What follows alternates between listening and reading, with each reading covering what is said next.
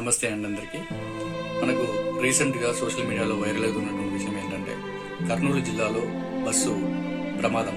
ఆ ప్రమాదంపై మనము మాట్లాడుకుందాము. అయితే నా వెనకాల వీడియో రన్ అవుతుంది కదా, ఇది మనము ఆ కర్నూలు జిల్లాలో జరిగినటువంటి బస్సు ప్రమాదంలో 19 మంది ప్రాణాలు కోల్పోయారు.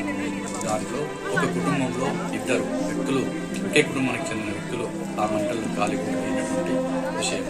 అయితే వారి స్వగ్రామమైనటువంటి శివాయిపల్లికి మనం వెళ్ళడం జరిగింది. అది మెదక్ జిల్లాలో.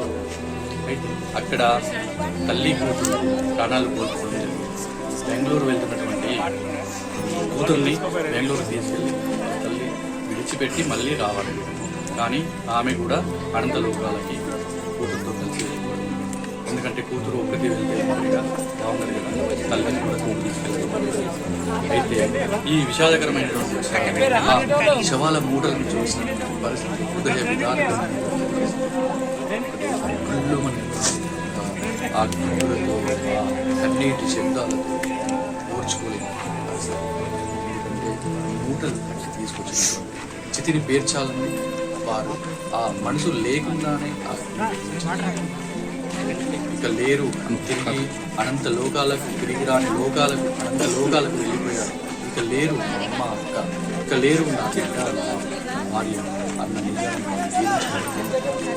వారు ఆదరించి ఆ దేవుడు ఇళ్ళ వేళలా వారిని కరుణించి ఆ బాధని వారు మోసేటట్టుగా వారి ధైర్యం వేయాలని చెప్పి. అలాగే ఇటువంటి పరిణామాలు ఏ కుటుంబంలో కూడా జరగకూడదు. ఎందుకంటే వాళ్ళ కళలు చిత్రమైపోయాయి, ఆశలు నిర్వాస అయిపోయాయి. ఇవన్నీ జరిగినటువంటి పరిస్థితి మనందరికీ కాలమే నిర్ణయిస్తుంది. ఈ కాలాన్ని మనం ఏం చేయాలి అంటే ఈ కాలంలో మనం ప్రయాణిస్తున్నాం కాబట్టి మనం కాలానుగుణంగా ప్రయాణించాలి. కాబట్టి అందరూ పెట్టుకొని ఈ టాపిక్ సంబంధం లేకపోయినటువంటి రోడ్డు ప్రమాదాల గురి కాకండి, రోడ్డు ప్రమాదాలు కావద్దని చెప్పి మరింకొకసారి చెప్పడం. మీరు కూడా జాగ్రత్తతో ప్రయాణించండి. వెహికల్స్ ఏమైనా ఉంటే నడపండి. అంతేగాని ఎటువంటి తప్పు చేయకుండా, తప్పు చేయొద్దని చెప్పేసి మీ అందరికీ నిర్ణయిస్తున్నాను. ప్రమాదానికి గురై కుటుంబాన్ని శోకంతంగా నుంచి మనం వెళ్ళిపోవడం కారణం. మనం మన జాగ్రత్తగా ఉండి మనం ఒకరికి సేఫ్టీ చెప్పి మనం చేసే తప్పు యువతల వాళ్ళకు కూడా నష్టాన్ని కలిగించేటువంటి పరిస్థితులు ఉంటుంది. కాబట్టి మనం ఈ నష్టాన్ని కలిగించేటువంటి పరిస్థితులు చేయకుండా మనం అంతలా కరెక్ట్గా అయితే అందరూ బాగుంటారు, అందరూ బాగుంటారు.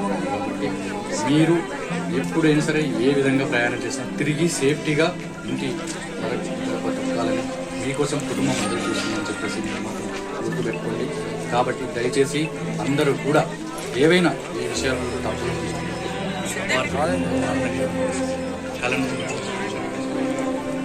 వారికి ఏ విధంగా వాళ్ళు ఎట్లా సర్వే అవ్వాలి, ఏ విధంగా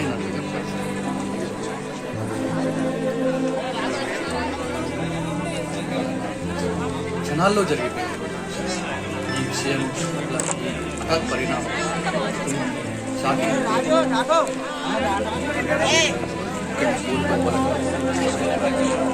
ఏ విధంగా సర్వే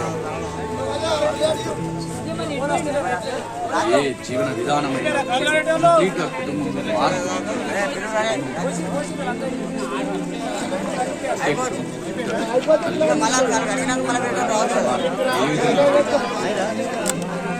అయితే ఊరంతా విషాదకరమైనటువంటి వదనాలతో అన్నిటి వారి యొక్క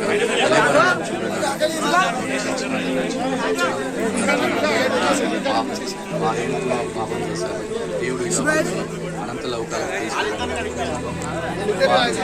ఏంటంటే ఆ అమ్మాయి రీసెంట్గా ఐటీ జాబ్లో జాయిన్ అవ్వడం. ఆమె భవిష్యత్తు అంతా ఎంతో కలగడం, భవిష్యత్తు కూడా ఖాళీ ఆ మంటల్లో కలిగిస్తే వారి యొక్క